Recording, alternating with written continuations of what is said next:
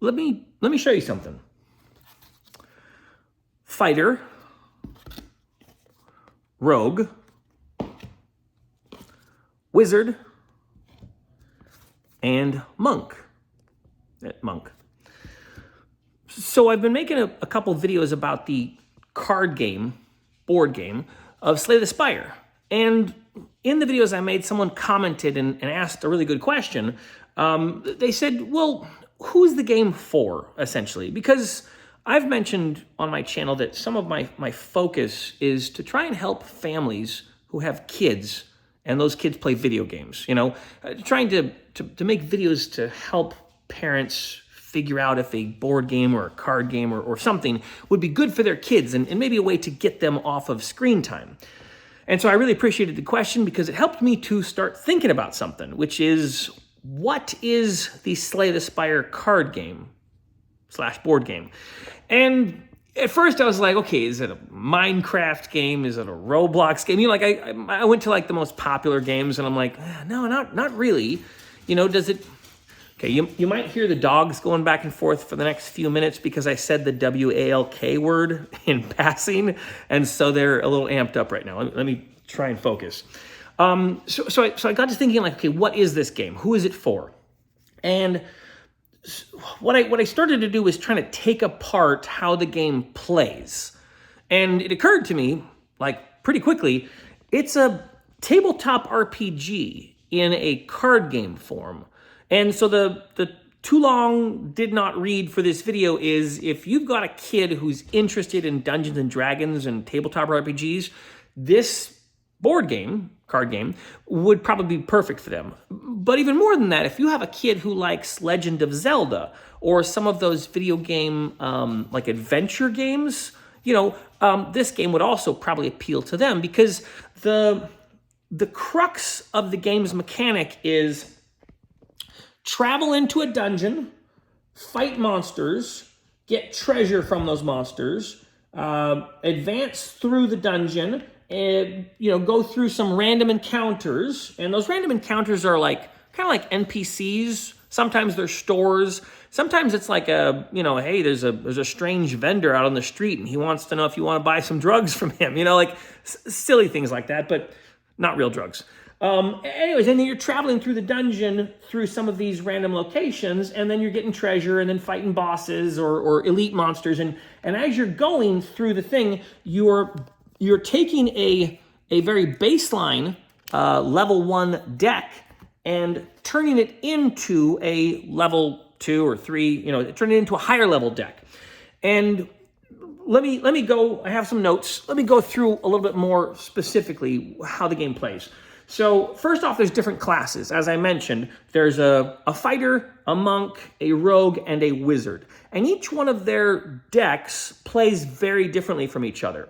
The fighter is all about, taking damage and blocking damage and dealing damage to himself and, putting out status effects on enemies. The rogue is all about drawing cards, discarding cards, putting out poisons and traps and little throwing knives. The wizard character, called the defect, channels up a bunch of spells and does elemental damage or does dark magic or channels up frost shields and then casts blizzards and things. The monk is all about changing stances and positions and doing strikes and punches and switching from angry mode to calm mode. And so those differences in how the decks play essentially make out a build of how the classes play. Now each time you're playing the game, you're going to encounter a different series of random encounters. You're going to come across different monsters, different bosses, and each time you're succeeding at that, you're going to look at a small selection of cards from your available class cards. It's almost like if you were playing a tabletop role-playing game, and let's say when you leveled up and you got up to level 2 or level 3, and you had access to some new abilities, instead of having access to the full range of abilities, you had access to a choice of one of 3 different possibilities. For example, if you were a wizard in Dungeons and Dragons and you leveled up and you were going to get a new cantrip and a new spell or something, if Dungeons and Dragons had kind of a random selection mode, and this is a benefit. I know that might seem like a limitation, but it's a benefit. Let me get to that in a moment. So different classes, different play styles. The dungeon crawl mechanic is kind of present in the game, how you're going through. Let's see. So boss fights and elite fights, and just the monsters in general. So the monsters in the game have a system where they're going to attack you based on some die rolls. Some of the bosses have pretty much guaranteed things they're going to do, but often you're in an encounter fight where you're going to roll the dice at the beginning of the turn and figure out, well, this monster, since I rolled a 1, is going to be hitting me and making it so my attacks are weaker on their turn. So that sets up a system of prediction where you can kind of figure out what you should be doing on your turn based on what the enemies are going to be doing on their turn. So as you're playing through these fights, boss fights, monster fights, you're learning how to strategize your card playing. There's not really a lot of randomness in what the monsters are going to do. So since you can predict their actions generally, you have a good degree of ability to tailor your interactions or adjust your interactions during your turn to accommodate what the monsters are going to be doing. Now, treasure hunting. The treasure hunting aspect of the game is probably going to be the thing that draws a kid or a new player into the game the most. And I would say, like, in some games, that's a bad thing. If treasure hunting is the catch for the game, it can be a bad thing because oftentimes in games, you don't start getting treasure until you get further into the game. And that's where Slay the Spire is different, because right when you pick your class, you're going to get your 10 boring cards, okay? It's basically just like a bunch of strikes and maybe a couple spells. Here's the wizard class, for example, the defect. The defect gets 1 ability to channel a lightning spell, a bunch of strikes and defends, and then 1 card that's called dual cast where they can cast it twice. And that's your kind of boring deck. It's your level 1 starter, nothing deck. But right at the beginning of the game, you get to take one of these little whale cards called a Neow's Blessing. I'm probably saying that wrong, but it's Neow, Neow, I don't know. And this card is going to kind of start you off in the treasure hunting adventure part of the game. So with this card, I get to get some gold, and I get a random card. So I get to look at the top 3 cards of my deck, and I get to pick one of those to add to my deck. So right there, right off the bat, before I even start a fight, I'm getting to customize my deck. And it's allowing me to kind of see the direction my deck might go, all right? And then after I've done that and gotten some like kind of random rewards, sometimes these will provide you with a relic, but they always give you a card and some gold. So and then you pick another one of these options down here. So card and gold, and then one of these 3 options. So I'm getting to sort of choose how my experience goes with the deck customization right away. And then I start the game down here at the bottom of the map on this little starting encounter, and I'm going to get one of these kind of basic monsters. And the basic monsters are all going to provide me with some kind of treasure once I've beaten them, which once again gets me back into the treasure hunting aspect of the game. And the treasure hunting aspect of the game is probably the most interesting part of the game, especially for a person, well, I'd say especially for a person who's new, but it's also the part that psychs me up too.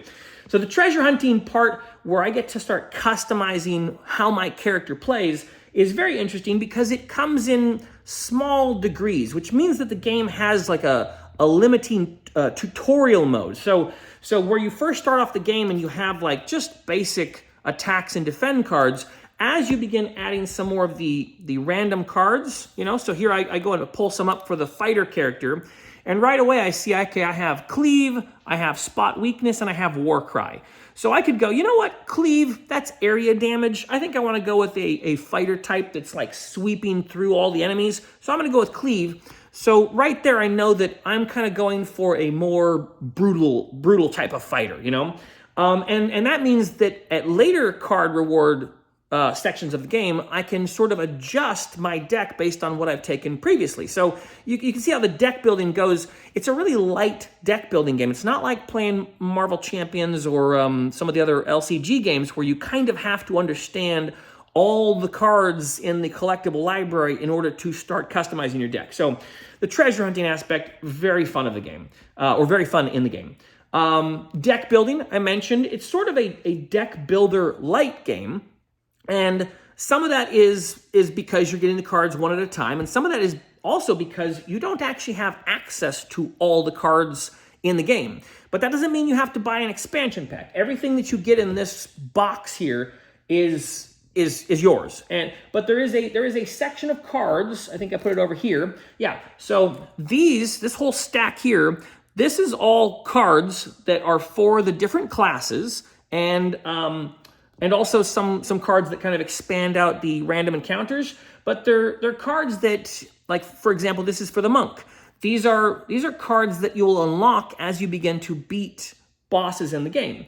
Obviously, it's your game, it's your oyster. If you just want to take those cards and stick them into the decks right away, you can. But there is essentially a meta aspect of the game where you are doing a deck building game, but then on top of that, you're doing a deck building game. As you continue to beat the game, there are sort of roguelite elements where you expand your potential to make interesting decks in the game. And so that's where it becomes like kind of like a deck builder game. Yeah. So and the meta game is an interesting aspect of the game because once you start to become aware of the different cards that you've added into the available decks, you start to get a better understanding of how these characters could expand. For example, there is a card that the fighter character can get. It's a power. It's like an ongoing ability, and you play it. It's called Corruption. And when you get that power ongoing on your character, it makes it so that all of your skill cards, like all of your defense or any of the cards that are essentially not an attack, they're all free. But when you play them, you get rid of them from your deck during that combat. They all come back into your deck at the end of that combat, but it really changes the whole way that you play with this fighter, because your fighter is just, reckless, throwing caution to the wind. So it changes the build for the character. All right, so there's the game, the meta game. Now, this game has a lot of potential to open up avenues of other games, like other board games and tabletop games. And some of those that came to mind right away were obviously tabletop RPGs. Because if you can get a kid to kind of play this dungeon exploration game in a cooperative card game fashion, and they understand that their character is a wizard, or they understand their character is a monk, and they're kind of playing in this archetype of the game, then it's probably going to be pretty easy to get that child to move into something like a tabletop RPG. Now, obviously, tabletop RPGs range in difficulty and degree of complication, and as I've begun exploring the tabletop RPG space, I have learned that there are entry-level games like Mouse Ritter, so you don't need something like this to get a kid into Mouse Ritter. Mouse Ritter would be easy enough to get a kid into. But if you are interested in some kind of board game to bring your family into and to collect everyone around the table, and you want to get them off of the screen time, I think some of the way this game operates is it might be a little easier because it creates a stable framework for how the game plays. Some of the things I've encountered when I've been trying to get kids to play the tabletop RPGs is they don't really know what they can do or what they can't do or what's allowed. So if I have a character, or if I have a player, and I go, hey, you're going to be playing as the rogue in our party. So here are your deck of cards, and you've got Survivor, which is a blocking card. You've got Neutralize, which is an attack card. A bunch of defend cards, and then you've got some strike cards. That's it. That's your whole loadout essentially. So and one of the things that's really easy about this is, like you can see, there's not any text on this card. It's just there's an image of a sword and a 1. That's a deal 1 damage card. And when I actually get to some of the cards that have text, it's very minimal text. Let me try and find. There we go. 2 armor if you discard 1 card. So you play this to get 2 armor, and then you have to discard 1 card. Very, very simple mechanics. And I think this system is probably something that would be easy to get kids into, especially kids that might have some difficulty reading, or maybe they're just starting to read. I don't think I would be able to get. I see you sneaking downstairs. You're fine. No worries. I don't think I'd actually be able to get my son Riker to play this, but I have gotten Bishop to play it, and we had an excellent time playing the game. Again, since the game is adjacent to, at least in my perception, the game is adjacent to the tabletop RPG space, my son flocked immediately to the wizard character, and he loves channeling up the energy orbs and zapping characters with lightning, and he ended up getting one of those abilities that does lightning to all the characters all the time, and so he was just a monster damage dealer, which meant that I had my character kind of more focused on, defending and putting weakening statuses on people. So, well, the last thing I want to go over in the game, again, just to give an idea of who this game might be for, is I went through and I picked the monk character, and I set up essentially what would be a level 2 deck. And the way that you can actually do that is by looking in the rule book over here. They actually have a system where you can, let me try and hold that straight. They have a system where you can go through and kind of customize your deck. Like, let's say you start a game with you and your child, and then another one of your children wants to jump in, or a friend of the family, but you guys are already kind of on the second act of the game. You're on the next area. Well, the game has a thing that allows you to kind of customize a deck based on where you want to jump a new player into the game. And so that's what I did with the monk. And what I got was a deck that's a little bit power focused. So this is a version of the deck where I'm playing out powers, and those are abilities that kind of change the nature of the game for my character. So in this one, my character has Rush Down, which means every time I go into like the enraged mode, I get to draw some cards. I have Study, which means if I'm in the calm mode, I get to draw some cards. So like right away, you can see this is a version of the deck that's benefiting me with card draw if I end in one state or another. So I'm kind of wanting to bounce between my different states. I have Diva Form, which is another ongoing power, which gives me additional energy to play cards during the turn.